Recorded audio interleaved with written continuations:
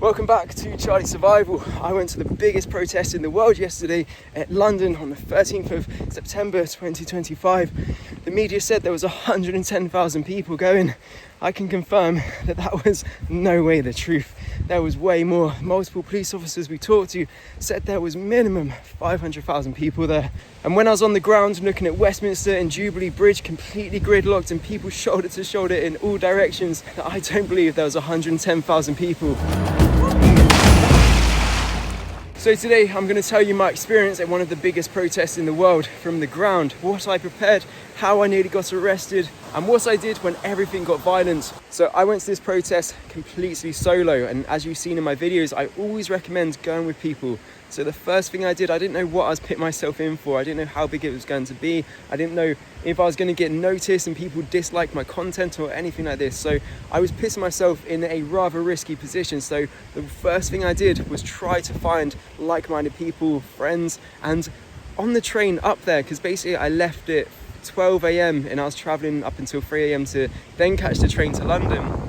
And on the train from where I drove to get into London, the people on the same carriage recognized me and said, I watch your videos, I know who you are. So I stayed with that. I heard their conversations. They were talking about things that I resonate with, what I have the same interest in. So I was like, yeah, I can kind of make friends with these people, get to know them. And that was my number one priority, was trying to get to know other people and stay with other people and create kind of like a group. And there was two people who were talking, and they were talking about jiu-jitsu and all of this stuff, and I was like, that is the kind of people who I want to be surrounded with. That's the kind of friend group who I want to create. So we got talking and we ended up staying together throughout the whole day. But before we get into the juicy stuff, let's talk about what I packed in my bag in order to survive the day. In survival, the things you want at the top of the list is water. So the first thing I put in my bag was some water, and I was right for doing that, because during the protest you couldn't actually access the shops, they were all shut. So I decided to put 2 bottles in my bag, and that would definitely do me for the day. And before I got into London, I had a massive breakfast. I'm talking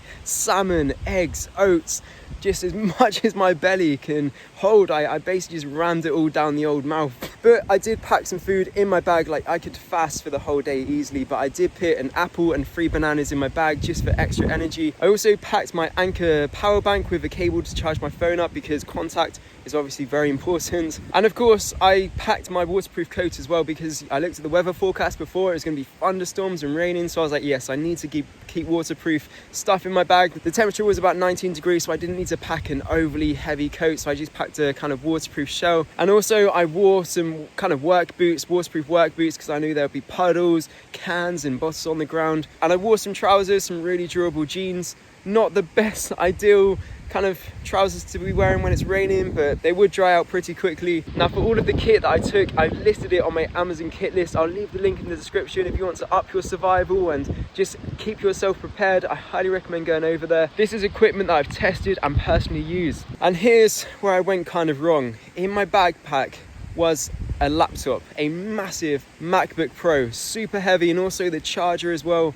And the reason I had that in the big kind of camera bag, which is also something that I wouldn't recommend doing, is because I was uploading a video in my bag. On the way up, I was editing the Charlie Kirk video that went out before this one, and I wanted it to get out at 4 p.m. on that day. So my bag was pretty heavy because of that, but it felt super secure. And the thing about that backpack is it all opens from your back, so no one can really open it from the back and take anything out. So I felt super safe that no one was going to take anything out of the backpack. Now, on the way up, we didn't see any flags, any kind of protesters with face paint on their face or anything like this. So we were like, is it actually going on? We weren't expecting there to be that many people. We didn't really feel any kind of eruption or patriotism going on all the way up. And we got off at Paddington, got on the tube to Blackfriars. But as soon as we got off the tube at Blackfriars, up those stairs to Blackfriars Bridge, the bridge was covered, flags everywhere, people everywhere. I honestly couldn't believe that I was in this moment right now. Looking up, there was helicopters with cameras everywhere.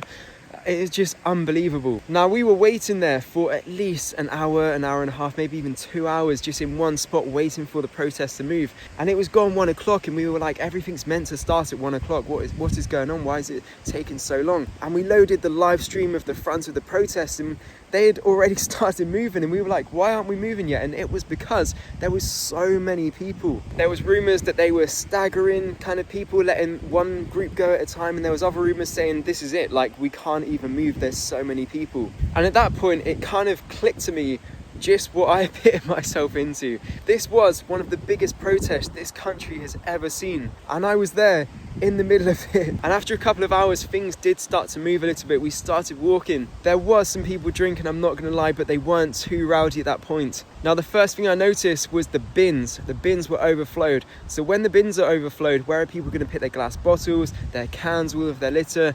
They're just going to drop it. And there was bottles and cans on the street, so that's something that I had to look out for, with shards of glass on the ground. And those sturdy boots really helped getting over all of that. Now, the second thing I noticed was the helicopters in the sky. So one of them looked like a police helicopter, and I believe that is for crowd control. They got an aerial view of where everyone's going, what's happening. They can navigate and direct the police officers on the ground to block certain streets and just help the whole protest be as safe as possible. And I believe the other one was a news outlet like GB News or something like that, because it had a big camera on the front of it, it looked like. So I did feel safe knowing that this is controlled. There is kind of a level of high control going on here. Now, the first thing that kind of made me feel uneasy was a white van. In the middle of the road, there was a white van that looked pretty battered. It wasn't a police van.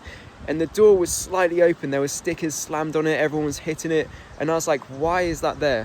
Why is the door open? I saw a guy get out of it, shut the door and walk off. And I was like, okay, I need to kind of keep my eye on this van. And the reason was because the door was slightly open. I had my eye on that, and I was walking right past it. I didn't see it until it was too late. If I saw that earlier, I would have walked over to the other side of the street and kind of separate myself from that. And the further we got down, the more people started getting closer and closer, so things did start to heat up a little bit. And something I need to say is I completely forgot this. Up to this point, I had met so many of you guys, who are subscribers of this channel. I can't believe it's only happened in this last month that people has come up to me and been like, I watch your channel, I know who you are. And it's just so strange to me. I've never had this in my life. And everyone who came up to me was so nice. I can't believe how incredible this community is that we're all growing together. And if you want to be part of this growing community, smash subscribe and head over to the Charlie Survival Facebook group. I'd love to have you in the community, and there's so much knowledge in the people within the community as well. So it started raining, of course, it's London. But it's not just it started raining, drizzling, it just started tipping it down. I mean, like drops the size of hailstones. I've never seen rain so big as that. There was a lot of people who weren't prepared for it, just in hoodies and jumpers, and they were just getting absolutely soaked. But luckily I had the rain shell, just put that on. I was super hot, super dry. The boots were waterproof, going all through the puddles because the water was building up pretty quickly. And it was going from torrential rain, I mean like hailstone kind of rain, to just complete sun, and then raining like torrential rain again. So for that conditions, the puffer rain shell and the waterproof boots were just ideal. So we started walking deeper and deeper into the protest. And to the sides, you could see both sides. I was kind of in the middle, which I didn't like being in the middle, but I was just trying to experience what it's like being in the middle of a protest. Both the pavements on the right and the left were moving pretty evenly. They were going a nice pace, but in the middle, it was very shoulder to shoulder, very cramped. And we looked in front of us and the protest had stopped. Behind us, there was all these people still coming. In front of us, the police had blocked a road or something had happened, and there was completely stopped. So we had all of these people behind us ramming us into like a sardine tin. And at that point it was becoming really intense, and people were getting shoulder to shoulder and cramped up. So I brung my arms up, both my arms, keeping my lungs protected. And I navigated, like I say in my videos, I navigated towards the edge of the crowd where it was more kind of spread out. As soon as I had to bring my arms up, I was like, yep, I have to go either to the right. The right was the closest, so I navigated 45 degrees towards the edge of the protest and got free from that potential crush in the middle. But the thing was, when I navigated to the end, I didn't see that there was a railing in front of that kind of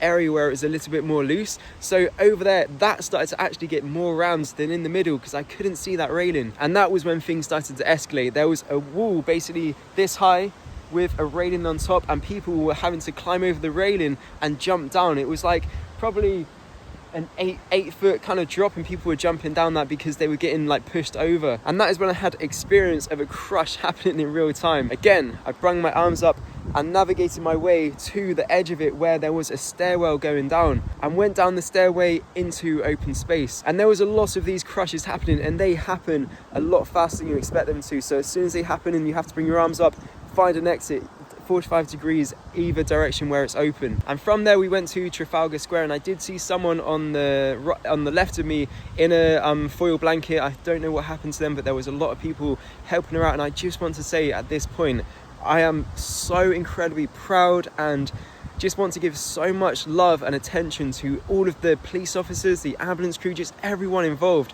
My God, you did an incredible amount of work, and I just was looking at every single one of them and I was just like, wow, you're taking the hit right here and you're just doing an incredible job at just keeping everyone safe and also pissing up for people. So the police had to block a street because there was a potential crush going to happen down that street where everyone would just collide. They blocked it off, and there was a group of people who were just shouting at the police, telling them not to keep them back. We want to go down there. Like, it was just a bit intense at that point, and they were just shouting to the police officer. And I was thinking in my head, that police officer is just doing his job. He's keeping you safe, and there you are shouting him, giving all of him this abuse. There's no need for it. There is absolutely no need for that. It's not the police's he's not doing anything wrong. The police is trying to keep you safe. That's all I have to say. Now, compared to the 500,000 people or however many were there, the police were so small in comparison to that, and they did an amazing job at keeping everyone back, keeping everyone safe, and just keeping the whole event organised. Now, when we got to Trafalgar Square, there was the opposition there, and my friend, I was still with my friends at this point, we stayed together throughout the whole thing. We decided to go down and see the opposition, see what everything's all about, see what they have to say, and we decided to go down there. This was at Westminster Square. We walked down there, and my friend wanted to get a bit closer. I was like, up to you, you can go closer if you want, but I'm staying out here because I know that people could get kettled and things were kicking off. There was a water bottle that went over, and as soon as I saw that, I was like, yeah, I'm staying back here. I know that they can view us as one of the people who are causing just havoc in that kind of space, and I didn't want to be associated with that, so I kind of stayed out in the open and just stayed away from all of the disagreements. But things did get pretty heated down there. Bottles being thrown, shouted, there was the batons got out there, everyone was pushing the police, they pulled their batons out, and there was just a lot of clashes going on between the opposition and all of these people. And the opposition was quite small in comparison to all of these people, and things did really start to kick off. And when things started to get heated, like I said, the things were being thrown, the police, I looked behind me and these police were starting to create a potential kettle was happening. So there was just a line of police walking through the crowd, and they blocked off this road. And as soon as I saw that, I was like, I'm going to get kettled here. I need to get out of this as soon as possible, because otherwise I might be here for hours. So if you don't know what kettling is, it's where police kind of contain a group, potentially the group that are causing the most kind of upset and just potential threat to everyone else, so they kind of kettle them. And they did it behind me, so I was like, I need to get out of this. So I started walking to an opening where I could potentially escape, and at this point I was like, I've experienced this, I've done the whole rally. We also missed everything. Like, there was so many people, we didn't see the screens, we didn't see Tommy Robinson. There was just so many people. By the time we got to Trafalgar Square, it was basically all over. And this is when everything started to kick off, and everyone wasn't being entertained, I guess, by the speeches and everything like this. So they started to throw things and kind of get a bit rowdy. So as soon as I saw the line of police, I was like, yep, this is time to go to Paddington and get out of there. But I started walking, and the police went in front of me, and this guy ran through them, and they grabbed him, and I was behind him just walking. I wasn't running, I wasn't trying to barge through, I was just walking, trying to get out into the open space, and the police went in front of me, and they kind of pushed me back. And I was like, I looked around, there was police lines everywhere. I was like, I think I'm currently being kettled. I'm in a kettle. This is going to be a long time. Of course, had my banana, apples, and everything in my bag. I was like, I can be all right in this kettle if I was to be in here for a long time, but I just didn't want to be in that position because I'd have to catch the train home late and all of that different stuff. And the police had basically done it so there was only one small exit for everyone to get out. So if you wanted to get out and you weren't part of the kind of commotion and weren't throwing things and all this stuff, you could escape if you're not part of that. I decided I'm not part of this. I'm gonna get out of here as soon as I can. So I saw that exit after being pushed back, which I thought I was in the kettle at that point, but there was an opening. So I went towards that opening and got out, but there was basically just one opening. So if it did get rowdy, the police could quickly kind of control them and get them kettled. And that was the first moment where I was like, wow, this is kind of incredible to see the police doing their job and keeping everyone contained and just being a part of this organized kind of structure of crowd control. It was absolutely incredible to see, absolutely incredible to be a part of, and really inspiring as well. And another thing is, I was talking to police officers. At one point everything was kind of a bit, both bridges were shut and people didn't know where to go, and we talked to police officers. There was one in the van just in a normal hat in their police uniform, and we asked them for directions and they just told us like what's going on, what happened. So we asked the police, and both the bridges are, well, one of them's open but you can't get through to the main event because there's too many people. So we're currently spilling over onto one of the outside roads. Now here's something that I noticed: the riot police are very serious. They have to be front line. They can't be kind of weak in that position. They have to have authority, and just asking someone like that for directions when they're trying to control the crowd, like, I just wouldn't kind of personally recommend doing that. I mean, there's police officers with their hats on and their uniform, and when I got out of that gap in the potential kettle and out of Westminster Square, things just felt like normal. It was a bit more busier than usual in London, but I managed to get out and got on the tube and made my way back. Now let's talk about things that I didn't pack, which I should have. Number one, I forgot to pack a first aid kit. Now in the actual protest, if something happened to me or someone next to me or someone around me, I would have been the first responder to that. So having a proper first aid kit with a tourniquet would have really reassured me. And this is where I went wrong. I made this decision last minute. I was like, I'm giving everyone advice for this like protest, and it would be really bad for me not to turn up. So after work, I finished at 10 p.m. I was like, let's do it, I'm gonna do this. And the thing that I kind of did was rush and not pack a first aid kit. I always have things ready on the side for anything like this if I have to go, but I wasn't gonna take my go bag to something like this. It's heavy, there's way too much equipment in there to be having on the street, and I was just like packing what I thought I needed. And the one thing I did forget was the first aid kit, something that would have given me so much reassurance during the protest. If you went to the march, I hope you stayed safe and had an incredible time, and I hope this video helped you. If it did, give it a like. In the future, if you're going to a protest or a big event, I hope this gives you some advice and kind of help you to feel more comfortable in that kind of environment. If you're new here, again, smash subscribe. I'd love to have you in the community. Stay safe, stay wild, and stay free. I'll catch you in the next one.